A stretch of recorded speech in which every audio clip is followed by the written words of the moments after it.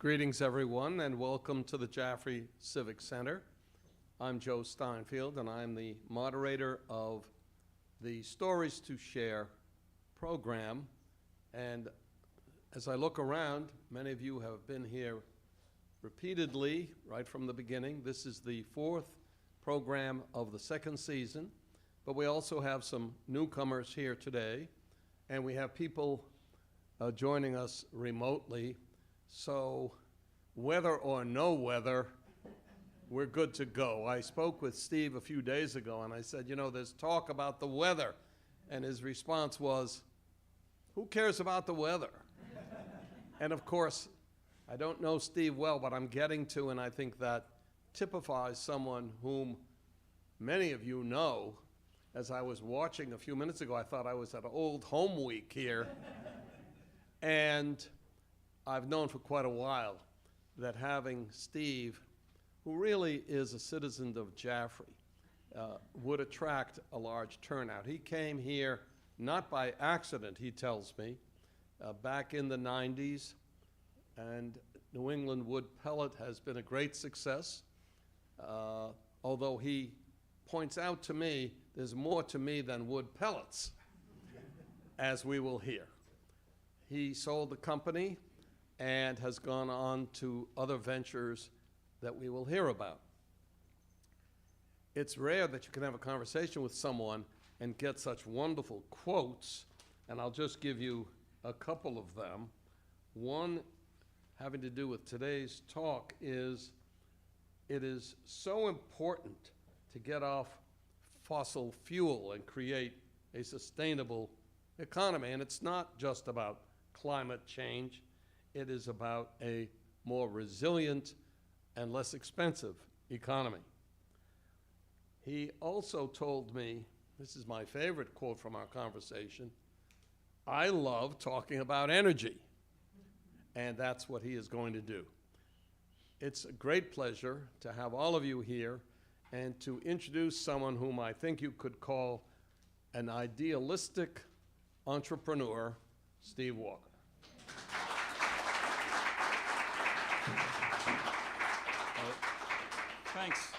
Thanks so much for that introduction. And Jaffrey does have a very special place in my heart. And I didn't end up here by accident. And actually, Peter Davis, who's here in the crowd, which I did not expect to see, was the guy that recruited me here, if you remember, and also didn't let me leave. So we came up here years ago with a single employee, a very small company, and a combination of the town of Jaffrey, a Keene Economic Development Group, and the utility at the time, Public Service in New Hampshire, was recruiting businesses up here. And Peter in particular, he was the guy that drew us in here. We looked at this messed up sawmill on Route 137, and it was a rainy day, and there was a little less rain in the building than outside of the building. And that became our first home here. And years later, we grew the business to be 350 times the size when I had stepped down, and then it has since grown many, many times bigger than that to become possibly the largest bioenergy company in the United States. So it was a real success. I was glad to move on, though, and I'll explain more about that right now. Just to cap what we're going to talk about here is just a little bit of a history of me. I was told to talk about that. I usually just like strictly talking about energy, but the good news here is that I can't talk about anything, even my childhood, without talking about energy, so it's still going to be about that. This is kind of a big deal here. I want to introduce just a different way of thinking about energy. One of the things that the goals here is to have you walk out of here learning something and feeling a lot more in control over what is about to happen. We're going through a huge energy transition right now. I don't know that everyone totally appreciates it, but it's as big as what we went through in 1900. And everything is about to change. Everything is changing. And there's a lot of fear, there's a lot of bad information, there's a lot of good information. I hope to put a little sense to some of that. The other thing is, what am I working on now? It was 10 years ago, I stepped down from the pellet company voluntarily. And then it was only 1 year after that, unsolicited, it was unsolicited that a public company came in and took it over and grew it from there, and they offered more money than all of us thought maybe it was worth, so they then owned it. That's the way business works.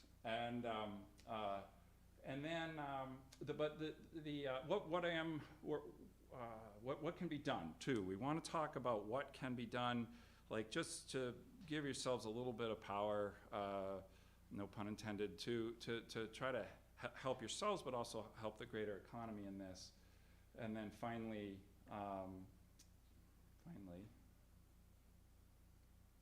we're stalled here. Questions?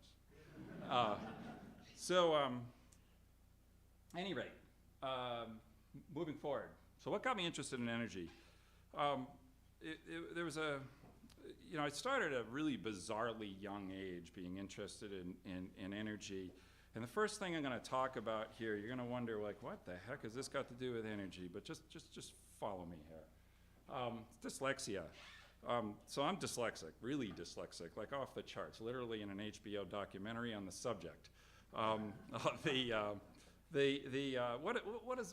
does that mean? Well, it meant school was pretty brutal. I really did not like school.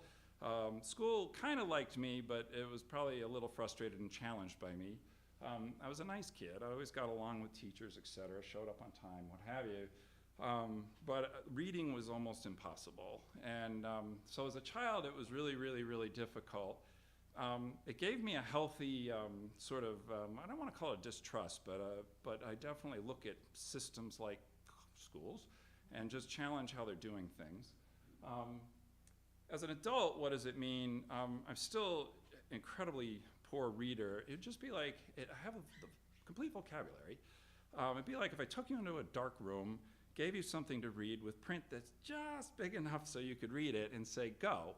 You could just, like the menu when you go in, and for some of us that are not young, you kind of, that's what it feels like with all the light and all the optics in the world. It's just really painful to get through, so I avoid it like the plague. The good news is I suck up images like crazy.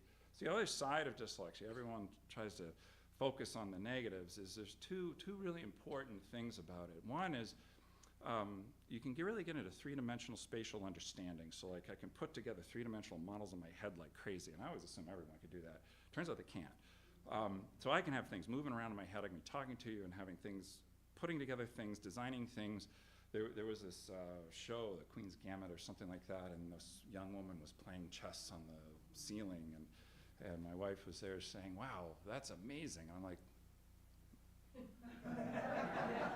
so I'm no chess player, but like, of course that's what you do. And so it's just it's a different way of thinking. So one is that three-dimensional. The other is a little harder to explain. But this is a common trait, and it's well studied. I've worked quite a bit with Stanford University on this in years past. They're testing me, trying to understand how the brain works, along with other people that they consider have done, successful things in life. And that is just looking at complex systems and just like automatically understanding them. So you have all the parts and pieces of these systems, and you just get it immediately. And so I'm always frustrated by people who don't see it all. And sometimes it's really hard to communicate what you see when no one else is seeing it. Kind of like if someone could never visually see and you're trying to explain a sunset. It's just a very complicated, little more to it than someone who is normally could see a sunset. So I'll explain this a little bit more as it goes on, but it turns out that dyslexic, it's somewhere between 1/3 and 1/2 of all the companies started in the United States are by someone who is dyslexic. Another good example is George Lucas, which is financially one of the most successful people he was one of the wealthiest people in the world, who created Star Wars. That just reeks of everything, I think. Like when you see a Star Wars movie, these complicated machines and all this stuff going in, and spaceships flying inside of other spaceships and all this stuff. I can tell you right now, that guy could do that all in his head. I don't know him, but it wouldn't surprise me at all. The hard part is communicating to the rest of the world, because you got this huge reservoir of all this stuff in a different way of thinking than most people, and you got this little tiny straw, I like to think of it as, and that's the English language, and somehow you got to get it from here out to there, and if you push too hard, it tends to spray, and no one knows what the heck you're talking about. So there's real positives to it, and a real advantage to business, and a real advantage to understanding an energy system that is very, very complicated. The other thing was growing up in the energy crisis of the 70s. So as I can see, a lot of people here got to experience that, and some people here have no idea what I'm talking about.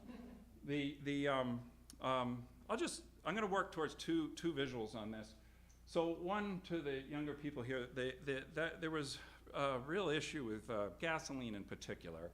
And so they had this oil embargoes and all this other stuff going on. And I just remember as a kid, this Gran Torino station wagon, I think it was in 1973, a real symbol of poor use of energy. And you had this odd number on the license plate days you'd go to get gasoline. Well, that's if they had gasoline. Like we like to complain about the gas prices, especially a few months ago, unless you're driving an electric car. But I mean, back then it was like you may not get gas at the gas station at any price, and so it was really kind of scary as a kid. And my job when we did this, so one of the strategies is you would obviously, as soon as you get a phone call from your neighbor saying, "Hey, they got gas," and you'd, I guess, fly down there and your thing. And my job of being the oldest kid was to hold on to the extra gas tanks that they bring along and fill. And so I'll just paint the visual here. It's me sitting in the back of the station wagon, no seatbelt, no seat, facing backwards, two basic bombs that I'm holding on to with leaking leaded gas bubbling out of the cork that didn't quite fit for our extra fuel to get home. I can only imagine if a cop pulled over that situation today, what would happen.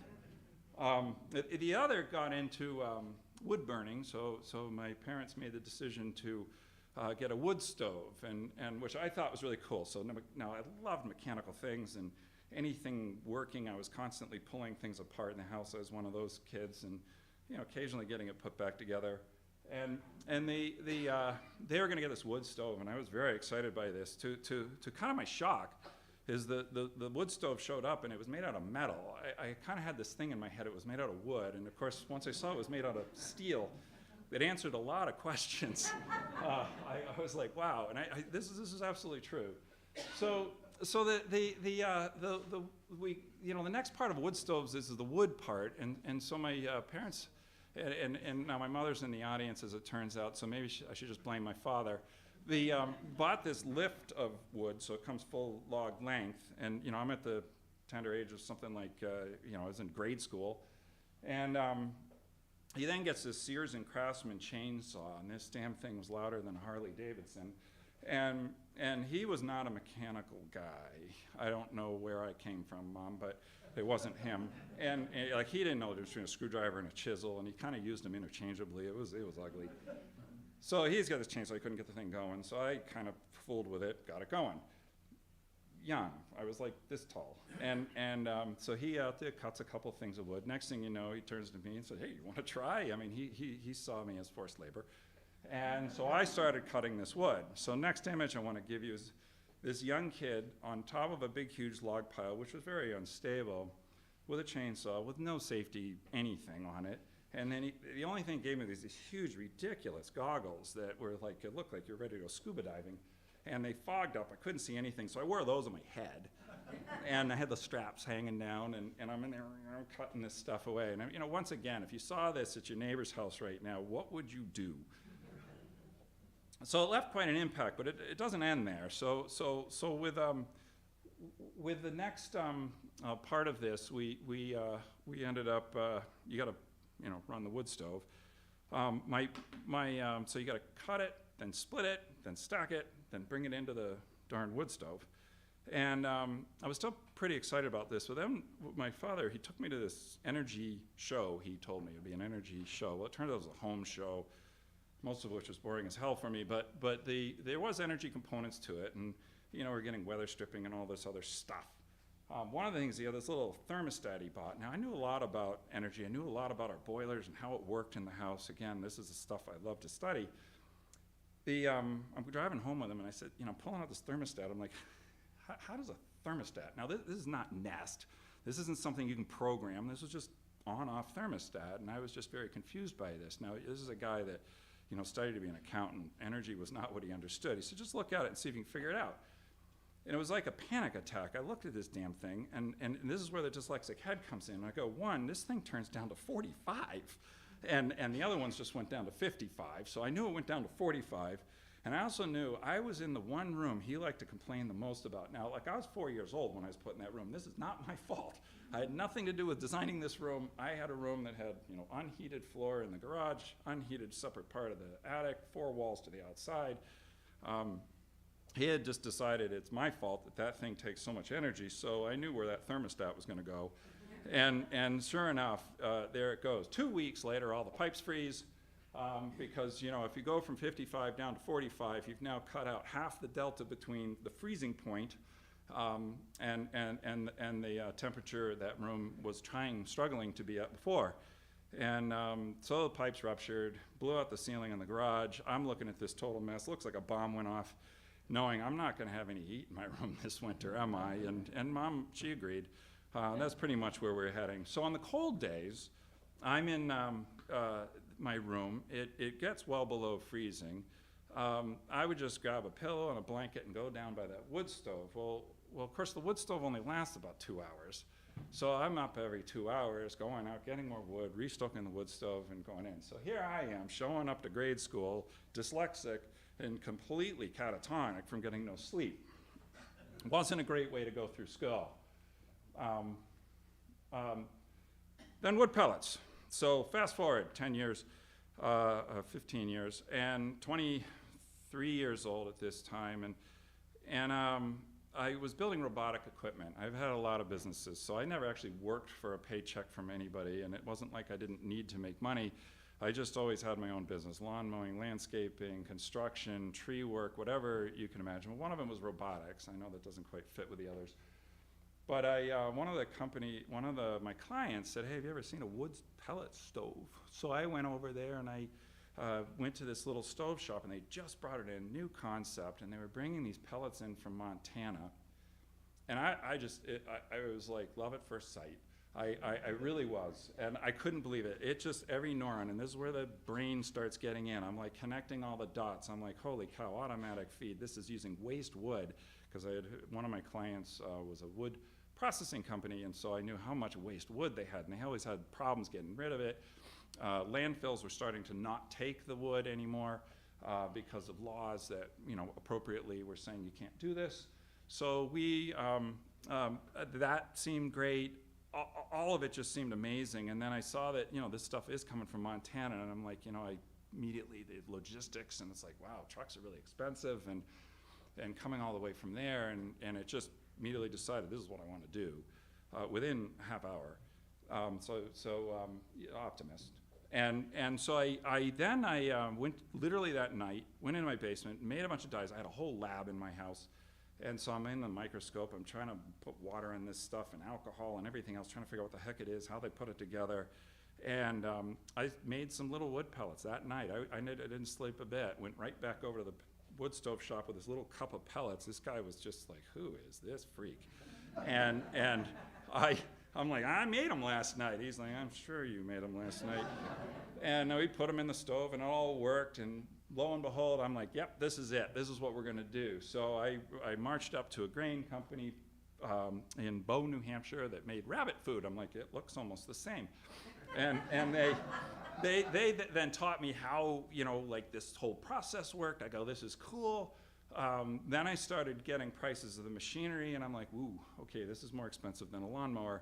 And so we found some used equipment, and I cobbled up whatever bit of money I had, and we repainted and pulled this stuff. I was literally going to dump heaps. I went down to a feed mill, and they had the trash heap, and I said, I think you have a machine I need. And he's like, oh, I know, but it doesn't work. Fine, I got it, I'll fix it. Did that kind of thing to shoehorn this thing together. So here I am, just a year after that point in time, got a whole little factory put together, and in 1993 started producing pellets in Acton, Massachusetts. This factory then was, worked pretty well. It turned out I figured out how to make pellets. I hadn't quite mastered the art of making money at making pellets. And so that got a little tricky, and I managed, and this is where Peter Davis and all these other people come in. I had this great idea. Look, I just need a bigger factory. Bigger always solves everything, right? But in this case it did. And we went in and were able to put together money through Keene. The town of Jaffrey put their neck on the line for this business, by the way, and I'll never forget that. And we were put together, I forget, it was like $300,000 or $400,000, which to me was just this insane amount of money. But that's what we needed. And you see over there in 1995, that was me standing with actually one of the co-investors. It was one of my landscape customers that was actually his wife that was the one that put the money in. I think he was looking at this going, what did she do with our money? And it turned out to be a really good investment, by the way. And this is our new machine here on Route 137 in Jaffrey, where for those that are from this town, the Heartline Stove Shop is. That's where we originally set up. Well, that was great. We started going here, and we were making product, and we were making a little bit of money. It started becoming bankable, so debt finance started coming in, and it kept expanding it there. We had one problem, though. We were kind of in this quirky zoning there. There was residents around there, which were being really kind to me, but saying, this whole thing, we kind of hear that running a little past the hours of operation you're supposed to be running. I said, yeah, I know. Well, I'm trying to meet orders. And occurred to me real quickly, I got to run this thing 24 hours a day. We weren't zoned for it. So that's where Peter Davis here, sorry to keep picking on you here, but you're here. He came to me and I said, look, I got to find another property. And I found all these in different towns. He said, no, let me fix this. And so he found a piece of property over on Old Sharon Road. There was only a couple minor details. We didn't have a bridge to get to it and a couple other things. We had to back 18-wheelers across that. And he said, no, we'll fix all that, trust me. And I trusted him. It worked. You got a new bridge in there. It was a beautiful thing. But for the first couple of years, we had to back trucks over. I had one problem, though. When you start taking this waste stream, they then gave up the landfills they were going to, and they lost their licenses to put them there. And so it became really important that I kept moving their sawdust. And this stuff was dusty, hence the dust part in sawdust. And you can't just like pile it anywhere. It makes a big, huge mess. So it was really important. I couldn't shut this plant down. It became kind of like a real coordinated issue. And this is again where the sort of dyslexic mind kicks in. Created this very elaborate system in 3 weeks to move an entire factory across town. So everything was going great. I had everything planned to a T. We had all kinds of trucks and rigging companies and everything we needed to move that thing, electricians, et cetera. We had gotten foundations, built a building on the other side of town, and we're ready for the big move. But I had one monster problem that we got stuck with. I had these silos, and I just bought these silos, and I didn't finance enough to buy new silos. These are really expensive things, by the way. They've stood 4 or 5 stories tall in the air, and big, huge storage things, and we really need them. We can't operate the plant without them. And I went to take them apart, and it turns out they don't come apart. They screw them together. They use this mastic stuff. We couldn't undo it. And I called the factory, and like, oh, no, you're never going to get those things apart. I said, great. So I go, so I looked at, okay, well, we can pick them up, turn them sideways, we'll get them down the road that way. Well, they're 2 stories tall on their side. So once I got done with Public Service in New Hampshire, all the phone companies, they said, well, this will be about a 6-month permitting process. We got to take the lights down. We got to take all the lights down in the center of town, the traffic lights down. We're going to have to disconnect 14 different services. We got high voltage lines that have got to be pushed up. You know, the whole thing just turned into this nightmare, and it was just like in total panic mode. So, you know, this is, again, where kind of it helps in business to have this sort of dyslexic head that just puts everything together. And I remember seeing a movie, a military thing, and they had helicopters picking up tanks and loading them onto stuff. So we flew the silos over to this other side of the town. So we got a helicopter, and I started calling around. First I had a friend of mine that was a helicopter pilot. I go, how much did your helicopter pick up? And he said about 800 pounds. And I'm like, oh boy, that's not even close. And I said, does anyone make a helicopter that can pick up, let's say, 20,000? And turns out there was a company in Pennsylvania that could do just that.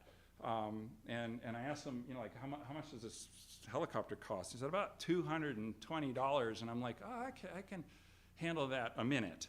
And you get to count the transportation from Pennsylvania. And I just said, oh, God. All right, at this point I had no choice, out of options. And the guy could sense the terror.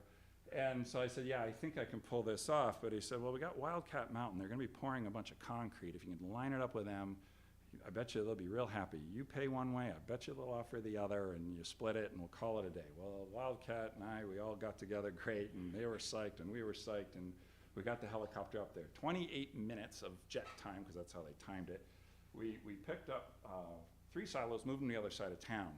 We had to lie about this whole thing, too, to the town, because the helicopter's not allowed to fly over persons or properties, so we set a fake startup time.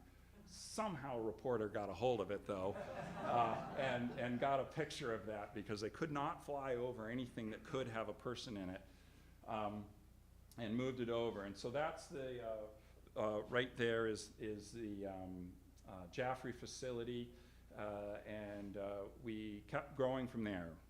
Kept tackling problems. So we ended up consuming too much sawdust. We couldn't have enough of that, so then we had to get into the wet sawdust, so we had to get this drying system, and so we put that in. We had a few neighbor problems with the town of Sharon when I put that up, because it looked like this massive tailpipe. It really was pretty harmless stuff, but it got a little sticky there. Governors got involved and everything else. It was a mess. We got through it. We then kept expanding the company. We got into New York, and New York at the time was offering a lot of incentive, as Jaffrey did. When I say that, you know, they were just trying to make it so it's not New York and acted a little bit more like New Hampshire, so we built a facility there. We built another facility in Jaffrey just to build facilities, so we started designing and building all of our own machinery, and that proved to be very successful. We then built a facility over in Deposit, New York in 2010. Jaffrey was our core, though. That's where everything was happening. It was the nerve center of the company. That's when I then stepped down from it. It kept growing. It got acquired by this public company. Then this company acquired 3 of our largest competitors. And then that got acquired by another company. Now I think they have 25 facilities across the US, northern US for the most part, and southern Canada. So it's been quite a success story. Another important part of this is it consumes an enormous amount of what would be waste. One of our Canadian facilities, we directly shut down incinerators to turn everything into fuel. So there was a major carbon impact, and we got rated by the EU, because we sold some into Europe, we got a better rating than solar energy did at the time for carbon, because we ran all our own energy systems, and so we were very conscientious about emissions. So this is the thing I'd like to talk about here, is energy consumption. When we talk about energy, so now I'm going to stop with the pellet company, we got that. And if you probably figured out now, I love just studying energy, understanding energy. We're missing a big point in the whole thing here going forward, and I mean everybody. I mean people that I know that like study energy don't see what I'm about to show you here, don't understand it. I can promise you the CEOs of the oil companies don't see this. Even some of the renewable energy companies don't quite understand this.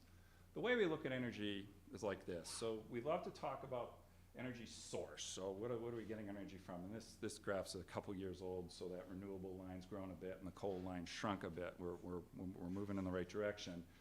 And so we talk about all these sources, where are we getting it and its impacts, et cetera, et cetera. The other thing we talk about is end use. So I've just broken this down very simply to show the three big parts, and those are to scale. We got a bunch of this goes into that to make electricity, to make transportation fuel, and heat. And they're about equal thirds. Heat is the largest third, if it's not an oxymoron. And, but this is the part no one appreciates. They'll kind of know it, but we haven't talked about this enough, and it is the bigger deal than I believe all of renewable energy will be combined, and that's energy conversion. So don't worry, I'm not going to get you into a physics lesson here. But all of this, if you think about it, like what's a gallon of gasoline do for you? Absolutely nothing. You have to put it in something to get anything useful out of it. And actually, even electricity, which you have to first convert fuel into electricity by itself, if I brought a cord in, what are you going to do with that? Absolutely nothing. You have to turn it into something, and that's conversion. Everything gets converted. And this is where I personally think things are going to be really, really exciting. I didn't know there was 2 clicks to that. Now you really see it. So if you want to know how my brain works, there it is. So this is a slightly more complicated graph. Don't worry, you don't have to memorize anything. But again, it's conversion. So I took some federal data and the way people were thinking about energy and just wanted to highlight. This actually was a chart we sent to Pelosi's office a couple years ago, trying to get them to understand. They had a whole bunch of money that they wanted to move into energy, and I was talked to by one of their top people about how you know, we can't do more with solar and wind right now. We need something else. They said, well, it's energy conversion. I mean, don't you guys see this? So I created this graph, taking all the data they have and they're used to seeing, and just trying to like carve out this energy conversion part of this to say, look, this is a big deal. You see the gray lines?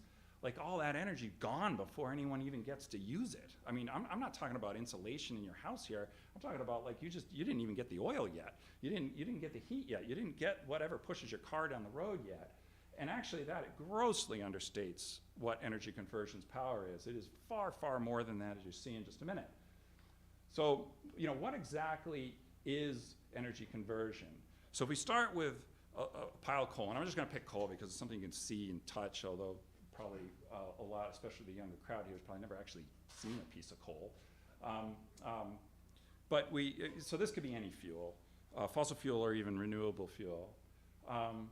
We got to convert it into something. So a power plant, you put it into a power plant and that does a conversion. The thing is with a power plant, you actually have many, many layers of conversion within the power plant. They take the coal that gets converted into hot gas. The hot gas gets converted into water vapor. The water vapor gets heated up and creates pressure. That thing gets converted again into work. That gets converted again into electricity, which then goes out of the plant. The rest goes off in the form of heat. And I sort of, you have the blue clouds coming out of there, and the black clouds coming out of there. Most of it's coming out of the blue clouds, which is evaporating water. Another little fact here is 40% of the U.S. freshwater consumption goes to power plants. It's as much as all of agriculture. That's to get rid of the heat, to get rid of energy. And so we turn this into electricity. Then we run over here and we run a light bulb, and that's yet another energy conversion device that takes that electricity that has no use by itself and turns it into something useful, and that's light. Let me just put a couple numbers to this. And of course, with a light, as we know, especially the old incandescent lights, they're very hot.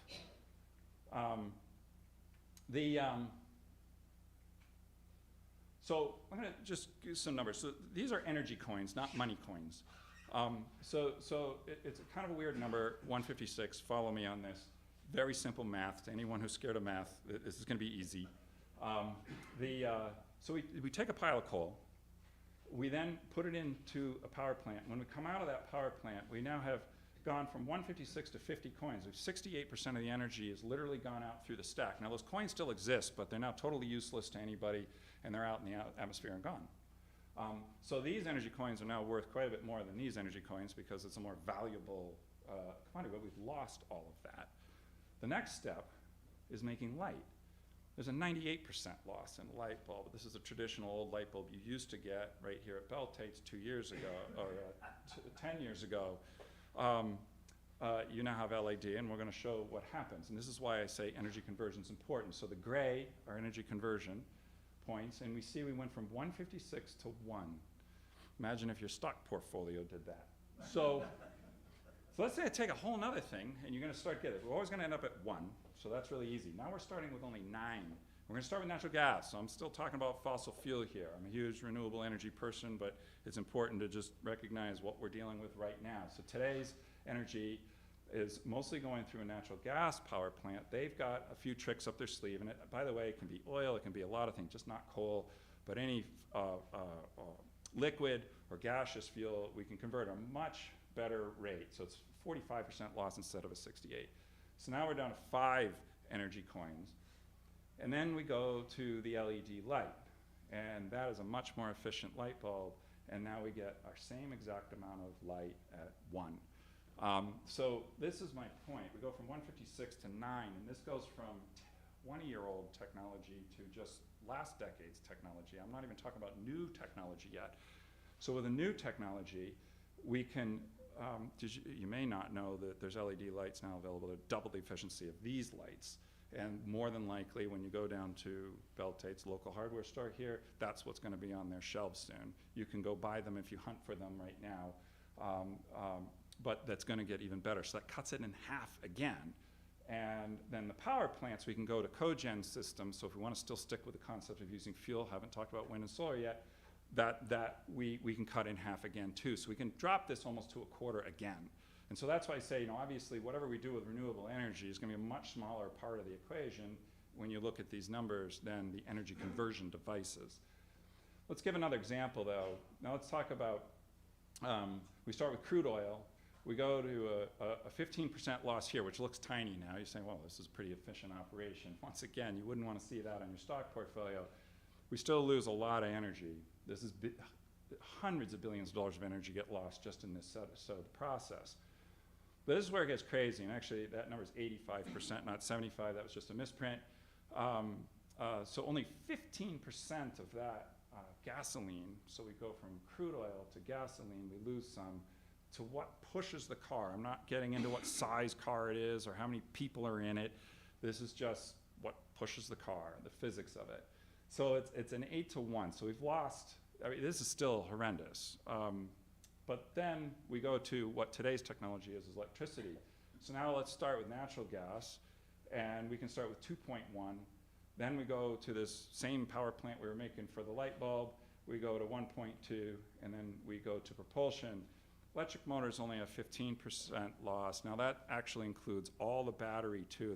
The motors themselves are extremely efficient. One of the nice things about electricity is you can go through, don't confuse conversions as necessarily, you have to by definition lose some energy, but it doesn't have to be a huge amount. So battery, electric, the whole powertrain in an electric car, you have a very small loss. So again, we go from 8 to 2.1, and They're pretty dramatic. So this, again, just conversion technologies that are doing this. I haven't talked about renewables yet. So then we take the last example here, and that's going to be heating.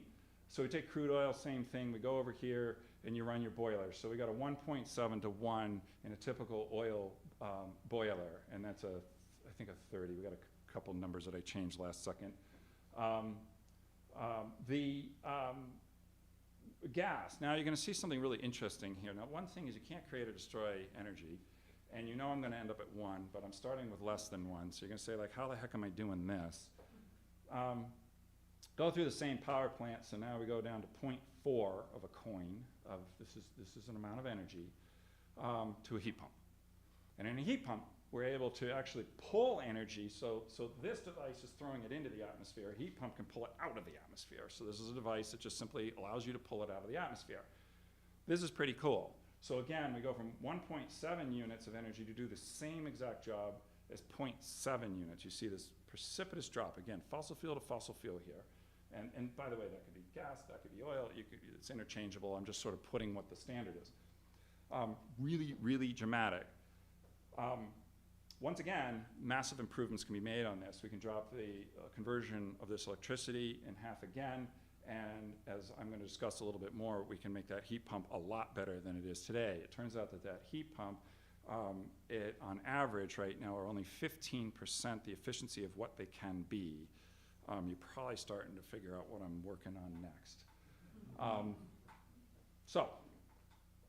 Conversion technologies, they're going to continue to advance, and I think we're going to drop precipitously from what I just showed you, absent of any renewable energy at all. But of course, we have all kinds of renewable energy coming in. Most of them are in the form of electricity, so that's going to further dramatically reduce the amount of fuels we need of any kind. To the point that I would say that if we just keep moving this forward just on the same path it is, we're not going to need anything new. It's already done. Like technologically, we've finished. Now, that doesn't mean we won't want to keep reinvesting. Now, heat pumps.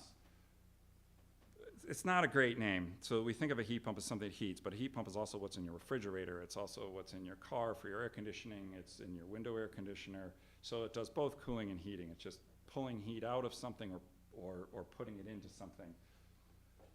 This is the guy that invented it in Buffalo, New York. You might say, you'd think it would be from someone from, let's say, Florida, that would invent an air conditioner, because that's what they were used for first. But it turns out it wasn't for air conditioning space. It was for air conditioning paper in New York City.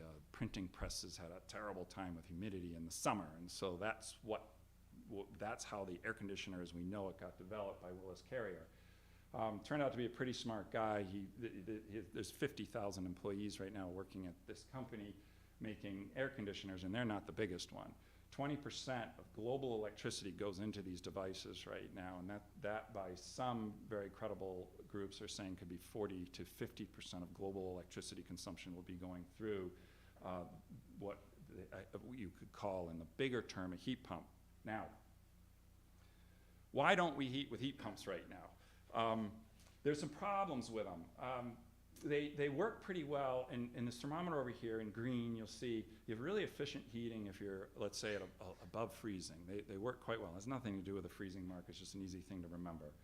You can go a little below that. So they both cost less to operate and are more efficient in kind of any term. The problem is it gets a little colder. Their efficiency keeps dropping. They got to think of it like an elevator, and the higher a lift it's making from the cold side to the hot side, the more energy they use.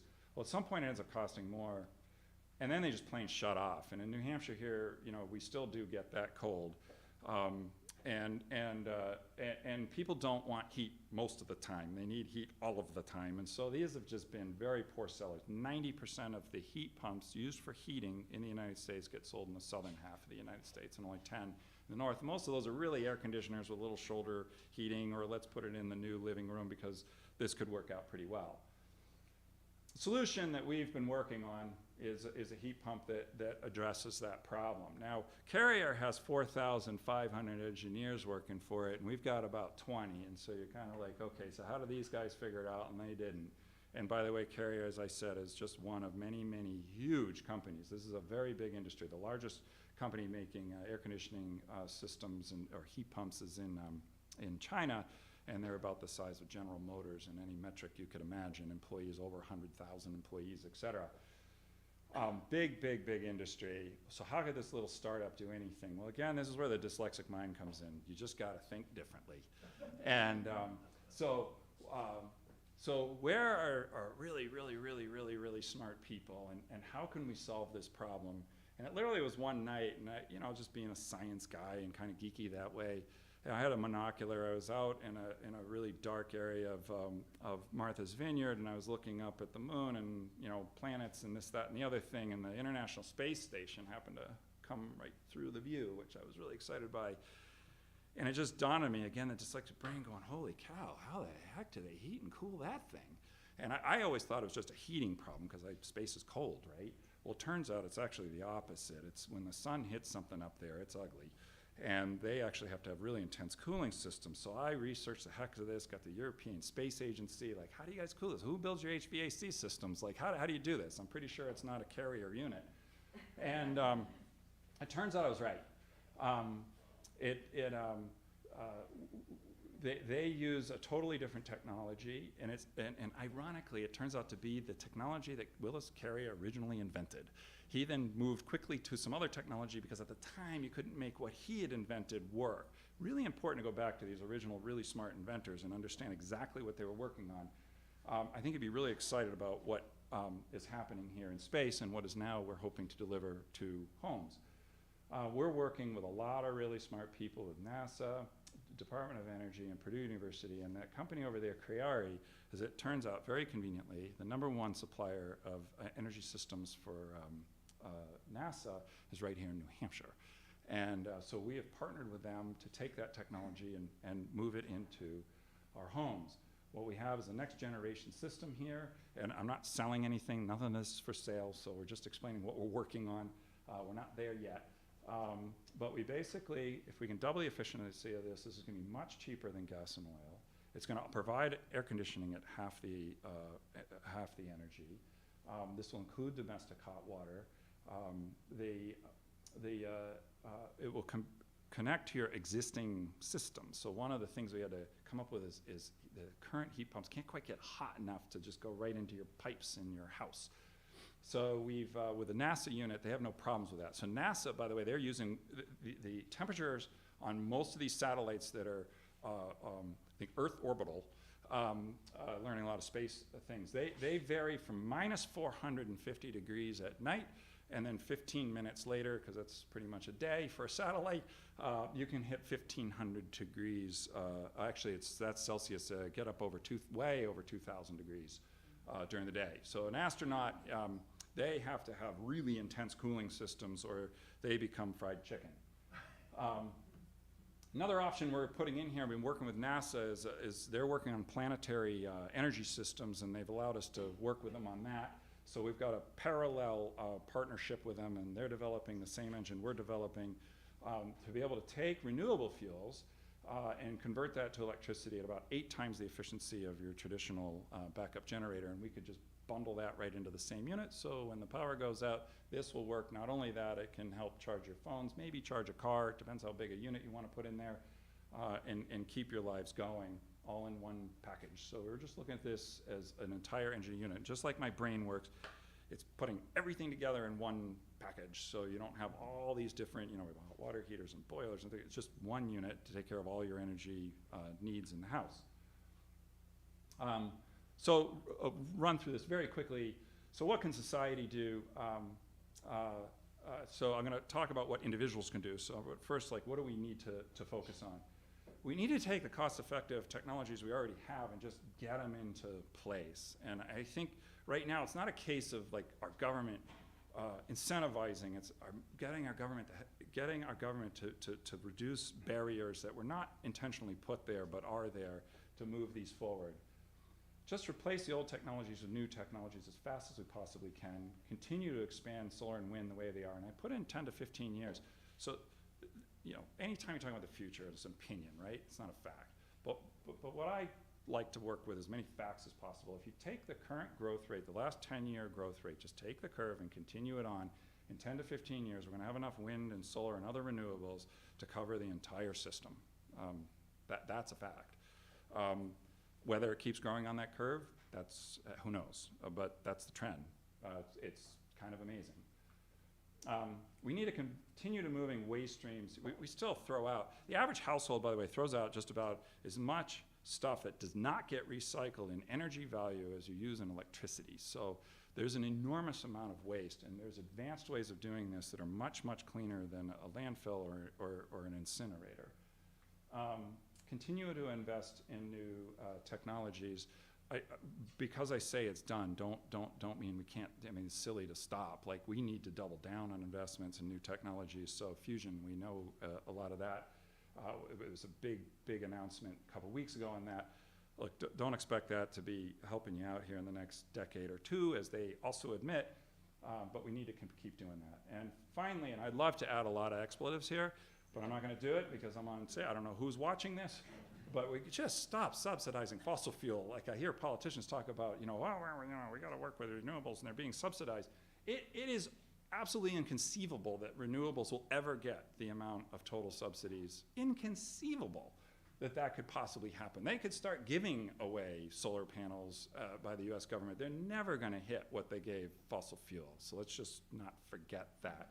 And fossil fuel is still, according to very credible groups, getting about $5 trillion, capital T trillion, dollars of subsidies a year globally. What can individuals do? Also, adopt new technologies, like just keep an open eye, get out there. And a key part of that is this: you gotta be effective, you gotta be informed. Like, for the older folks in here, you don't have to go to school. It's right in front of you, it's on your iPhone. Just Google, YouTube, there's amazing stuff out there, and we're gonna have some links to that. Shift your career into the energy field. Now, that doesn't mean you're gonna have to hang off of a windmill or be climbing on roofs for solar panels. We need legal help, we need marketing help, we need everything. I mean, everything you can imagine in the economy needs to go into the renewable area. This will be, and no economist that I've talked to doesn't say it won't be, the largest employer in the world. Nothing's gonna come close. This is gonna be huge. It's gonna represent about 20% of the global economy. And it's going like this. It's already enormous. We gotta encourage young people to get into the clean energy field, and that's really critical. We also need more schools, and this is really important. Our education system isn't there yet. Can you imagine if someone came to you and said, what do you have a degree in? Oh, I got a degree in energy. And it just doesn't sound right. You have a business degree, you can have a degree in culinary arts, but an energy degree doesn't even sound right. We're just not quite there yet, and I'm not sure why. It's currently energy is the largest part of the global economy.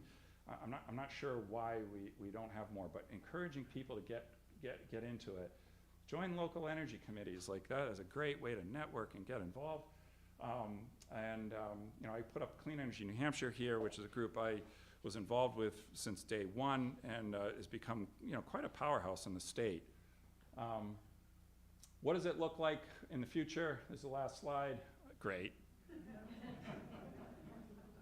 Need to see more. Okay, why? Is way lower costs. Like, this is one of the things that drives me nuts. We can get a little bit political here. Republicans, I don't need to talk about. We know that they've been a little weird about this clean energy transition, but also the Democrats, like, they keep talking about, we have to make this investment to save the planet. No, we gotta make this investment so we can reduce the costs. And yeah, we'll save the planet at the same time too, but jeepers, like, you got everyone freaked out here. This is a good thing, we wanna do this. Predictable costs, this is really, really important. The renewable energy economy doesn't rely on what's happening out in the external world. The solar panel costs exactly the same amount, no matter what's happening. Once you buy it, you own it. Like, the electricity comes out of it, super predictable costs. Vastly cleaner. Now, this isn't just CO2. We've got, there's $250 billion just in the US spent on asthma directly related to burning of fuels. Overwhelmingly fossil fuels. It's more convenient. Like, an LED light bulb is way cooler. You don't have to have these fancy cooled sockets that can just screw in anywhere. They're getting to the point where you're gonna stick them on walls, and you can be battery operated. The Jaffrey Airport, that's got solar cells on lights. It was way cheaper to light that thing because it wasn't lit before they got that repaved. They put these things, you just pound it in with a stake, and there's your light. No conduits, no electrical.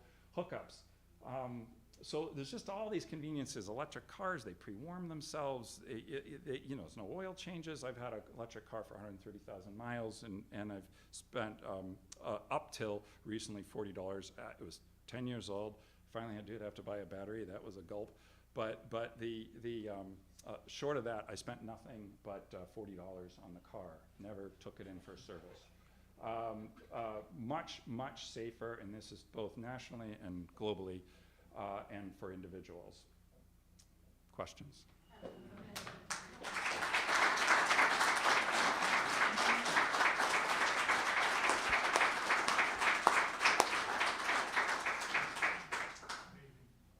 Questions?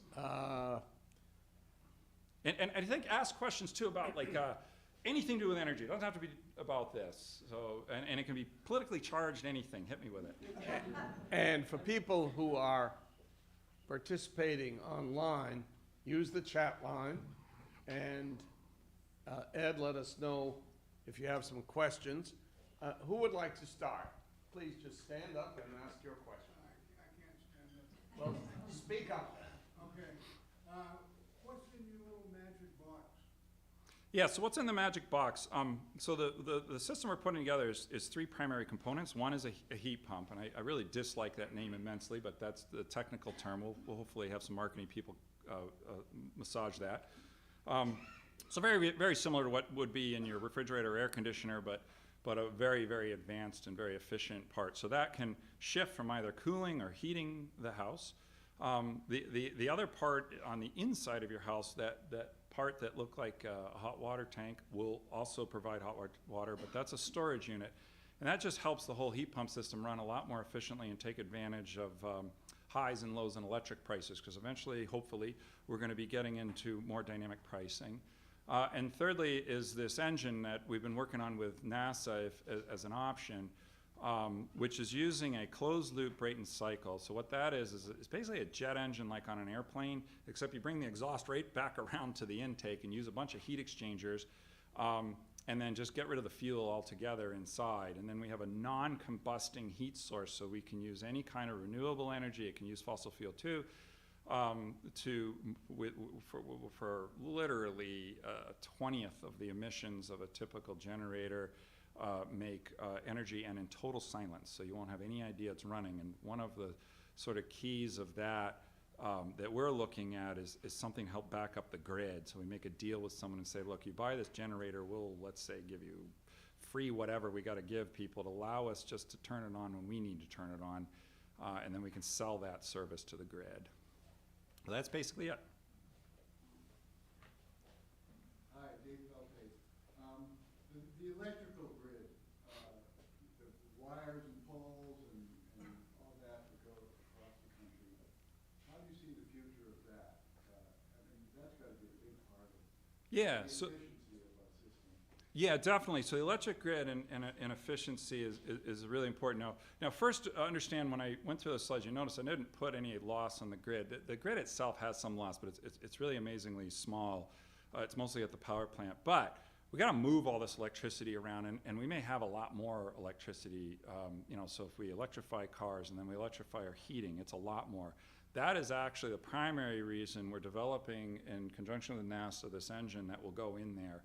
We think it's necessary to be in there. So when the cold day comes, we don't have enough electricity in the town of Jaffrey to heat the houses. That's a promise. And who's going to come up with that electricity? Where is it going to come from? We did a quick study internally, and the state of Maine did a similar study to figure out what would happen to New England. And we'd need the equivalent of 40 Seabrook nuclear power plants to back up heat pumps. No one's going to do that. That's not happening. So that's part of why we want to do it. And what we're doing is called a shared asset. So you might say, if I can offer you this thing for $4,000 more, you can get this backup generator. It's a lot cheaper than what you buy a backup generator for now. And the reason we can do that is you don't have to install it. It comes with a machine. It uses the same electric. Again, that dyslexic head. Like, why have a separate electric service? We need the electric for the heat pump, so we can kick out the electric for this. That solves that problem. And then it could be kicked on, let's say, in high demand, or when the wind and, because like right now, as the wind and solar becomes a much bigger, and it's becoming a very serious part of the grid, which has been exciting to watch for me. I mean, I have it right on an app in my phone here to see how much is happening. But as we all know, it's like weather is our fuel, and when that weather goes away, we got to have some backup, and I still think fuel is going to be it personally, and that's a guess. That's not a promise. It's not a fact, but I think fuel is going to still be important. And as I point to the waste issue, we don't want to get rid of all fuel. We won't know what to do with the waste then. Hopefully, we can just get rid of the waste, and then we'll come up with electric-derived fuels. Batteries will be part of that too. I personally think that like this idea that we got to put trillions and trillions of dollars into our grid is not correct. If you go back to those original charts, if you don't count this massive drop in the amount of energy we're going to need, then yeah, we would need this huge investment. But the fact is we're going to be using a tiny, tiny fraction of the energy we use today, and our grid can handle a lot of that. Yes, there'll be investment, new investment, but there's been ongoing investment anyway, and that investment, by the way, is going to be a heck of a lot cheaper than running the current system. Yes, online. Yeah, DBS Baraga asks, do you have an estimate on when you will be ready for the market? Yeah, I appreciate that. I wish it was yesterday. We hope to have products in the market. They'll probably go to industrial, commercial uses first, just because it's a little easier to enter the market that way. But we hope to have units up and running here in 18 to 24 months. And then as quick and aggressively as we can move to get that technology then into consumers. So conceivably 3 years from now. Charlie. Steve, the pie chart that you showed early on showing the sources of energy, if you looked in your crystal ball 25 or 30 years, I'm not going to be around to see it, but what would your vision be of the pie chart? Yeah, so I think actually you will hopefully be around for this, because I think it's going to happen a lot faster than that, and you're going to live longer than that. Let's be positive, Charlie. So solar and wind is going to be a monster. The U.S. has had this weird thing with offshore wind and a complicated mess with the Martha's Vineyard or Nantucket wind or whatever they called it. They finally are getting going. I think this year we're finally putting in the offshore wind. We only have 5 offshore windmills in the whole U.S. By all rights, we should have probably about 10,000. So, and we can ultimately have 20 or 30 or 40,000, and these will be out of sight. Like, these can be way, way offshore. So I think that's going to be big. And then solar. So solar, if you just watch the curve, to just throw numbers out to those that like to follow this, our entire electric system right now can produce 1 terawatt of power at peak if we turned on absolutely everything the whole U.S. has. If we just keep the curve of solar going exactly on what it is now, 10 years from now, it's going to be able to produce a terawatt on a sunny day. So we're talking about a lot of energy here. It's going from this little teeny slice to this really, really big slice very quickly. And so Massachusetts at times is now hitting 50, 60, 70% of all electricity coming from renewables on an ideal day. That was just a couple percent just a few years ago. So I mean, it's all about the curve. Like, my brain thinks in curves and dynamic. We don't do that enough. I mean, I grew up in the shadow of Polaroid headquarters, speaking of a company that wasn't watching curves, and it was called Moore's Law and what a microchip was going to do to digital photography, and they blew their company up. Watch the curve. Like, I think it's going to be enormous. We also have all these other technologies coming, so I think nuclear could still play a major role in this. I'm not an anti-nuclear person. I think it was a mistake shutting the plant down in Vermont, unless there really were true safety issues. Nuclear actually turns out to be the safest energy we've got. Its problem isn't safety. Its problem isn't waste either. I could go on to a whole lecture on that. The real problem is cost. It's the most expensive energy. It's the most highly subsidized energy we got. So Seabrook Nuclear Power Plant, you could argue, is probably about 90% subsidized, and only 10% do we pay through in our directly through rates. It's been spread out through all kinds of things, including lawsuits. But we have these modular nuclear that's coming, so I think that could at least keep nuclear where it is. It doesn't have to go away. Some of these plants will eventually have to be shut down. They're old. And we also need more responsive power from them, and these plants were not designed to go up and down.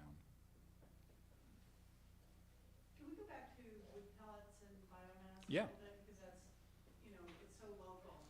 And is it clean in your opinion? What is some of the political arguments and where the Yeah. technology is with that? Yeah. now? Excuse me, repeat the question. Yeah. Yeah, so this is a question on biomass and pellets in particular, and is it clean? Is that, could I start with that? Just sort of where it fits into some of these Yeah, and where it fits. conversations. Yeah, so is it clean and where it fits? Yeah, so there has been, I won't do it because I'm being taped right now, but I can name names. There was a particular coal company in West Virginia that funded the scientists that first came out to try to show that biomass was not a carbon neutral fuel. We're the only country, and now part of Australia, very coal rich, by the way, that has decided that it isn't carbon neutral. All of the EU, Kyoto Protocol, every protocol out there does look at it with some rules. You can't just go, cutting forests down and then say it's CO2 neutral. That doesn't count. And you also have got to burn it appropriately. We kind of associate burning wood as being kind of a little dirty, smelly, and some like the smell, but it's not healthy. Polycyclic aromatics, if you want to get into it, but it can be burned. We had systems that I was running in my lab without any exhaust going anywhere. There was unmeasurable carbon monoxide. You couldn't smell anything. You couldn't see anything coming out of the combustion. So there's that. And on the CO2 thing, it's really simple. There's an enormous waste stream, and my past company is consuming waste. So that was going to be emitting carbon on the spot. In fact, some of them we were delaying the carbon because we were shutting incinerators down. We were shutting landfills down. The other thing is the EU, and especially in Sweden, they did a big study to find out that they look at it as can be carbon negative, because if you landfill wood, it produces a lot of methane, and that's much worse. So depends how you want to look at it. Not an advocate for cutting trees down for biomass, but that it does happen, but it's extremely rare. And unfortunately, certain scientists that have been backed by some not nice people are out there saying things that are just really misleading. I'm still a fan, even though I'm competing now with biomass. I'm here to tell you it's a really important part, and if we stop using for fuel, it would just be a mess. I don't know where we'd put it all. Someone else? Got a question? Yes, online. Jim Hessinger asks, what about residential wind options down the road? Yeah, so I think residential wind is interesting. It's had a hard time getting traction, but there are some new technologies that are starting more on a commercial basis, but really small scale, that can kind of work off the tip of a taller building. And so that would be a first start. For residential wind, I got a feeling, my guess, and again, this is strictly an opinion and a wild guess, that solar is probably going to be so cost competitive that it's going to be hard for residential wind to kick in. But for an enthusiast that can put a wind system up, I mean, look, all the power to you. This is still cheaper than electricity you're buying now, so if that's an option, do it. Do it now. There's amazing windmills. We got a house down in Martha's Vineyard, right off the shore there. There was this dilapidated house from the 70s, and it had this broken windmill, and somebody bought it, rebuilt the house, they put the windmill back up, and it's like way out on this peninsula, and that thing just screams. You don't hear it, by the way, but I just watch it spinning. I'm like, these guys could be mining Bitcoin out there. I don't know what they're doing with all the electricity. So at any rate, they're really amazing. A big fan, but they are expensive, and so it's, for the right person in the right place, it's a great option. Yes, last question. Do you see any storage of electricity being improved as part of this phenomenon? Yeah, so electricity storage, and that's been a really hot topic lately. Batteries, which by the way don't actually store electricity, they convert it chemically and then convert it back into electricity really quite efficiently. So that's what a lithium-ion battery is, cadmium battery, lead acid, what have you. There's no actual electrons in the battery, just a little detail. Try to educate when I can. But we have seen the cost of lithium-ion batteries go from $1,000, forget what the unit is, down to about $200. But it doesn't take a really sophisticated MBA to realize that there's a massive demand for these batteries. You got brand new plants. Nothing's depreciated yet. You're paying for patents. You're paying for all this stuff. A lot of people are saying that actual price could be about a quarter of that if you just let everything calm down for a minute. So that starts getting really real. That's, by the way, what makes electric cars fly. They're going to be cheaper than gas cars. There's absolutely no question in my mind. And I think anyone that wants to bet against that, I'm happy to bet. That's coming. As far as like the grid, it's a little more complicated. It's got to get way, way cheaper. So fuel, by the way, you can kind of think of as a battery. And right now, the tank and fuel you can buy for about 25 cents using the same metric of $1,000 down to $200. So a tank of fuel is 25 cents. And that's per kilowatt hour to anyone that wants to back up my numbers here. And but there are technologies now that one thing that the grid has an advantage of, and your house for that matter, and that's really where I think the storage should be, because there's a dual use of not, to the earlier question about what are we going to do with the grid. If we do, like, I'm not a fan of like these huge battery things they're putting at substations or whatever. I guess it's the most convenient thing to do now. It should be spread out. One, lightning hits those two. And it generally hits in one place, not lots of places, and so it'd be a lot safer. It also has a dual use of not burdening the distribution system of our electric grid. So the price, one company right now that just received a healthy chunk of $1 billion, say they got it down to $7 using the same number per kilowatt hour. That starts being extremely meaningful to the grid. We will definitely get solar and wind to go 24 hours a day. The harder question is, what do we do seasonally? So, New Hampshire here, we're not getting a lot of solar in the last week, that's for sure. One last online. Okay. Joel Huberman asks, what kinds of storage, meaning energy storage, do you imagine as playing major roles in New England? I think all of the above. And so we've got all kinds of technologies I could talk to in depth. And one of them's like this $6 battery. I mean, they're using all different chemistries, and it's a little too much to talk about now. But one of the storages that we don't really think about is even our own buildings. So we're all going to leave this building tonight, and it's going to be just sitting here and presumably kept at some temperature.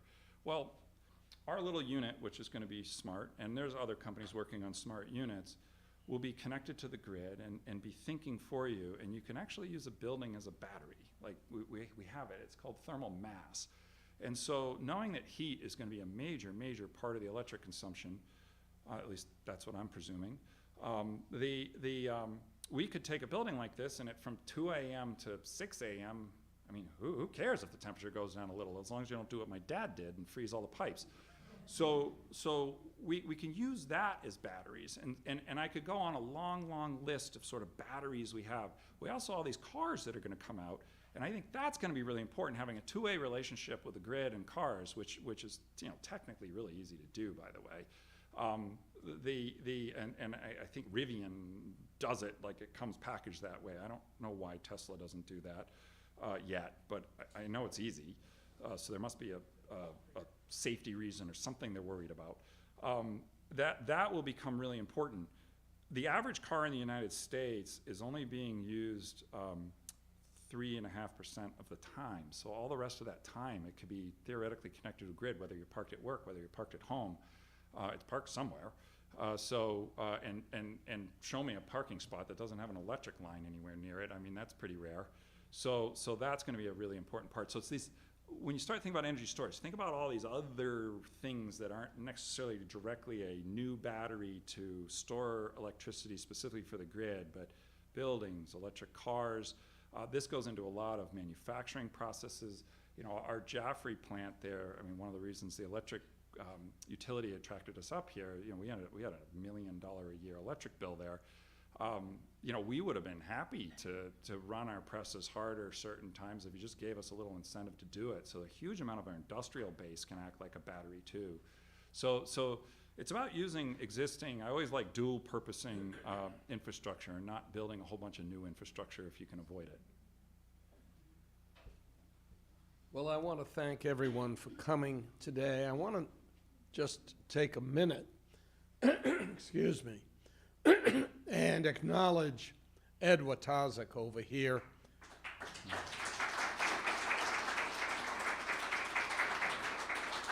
And I want everyone to know that he is a volunteer, and the equipment is his equipment.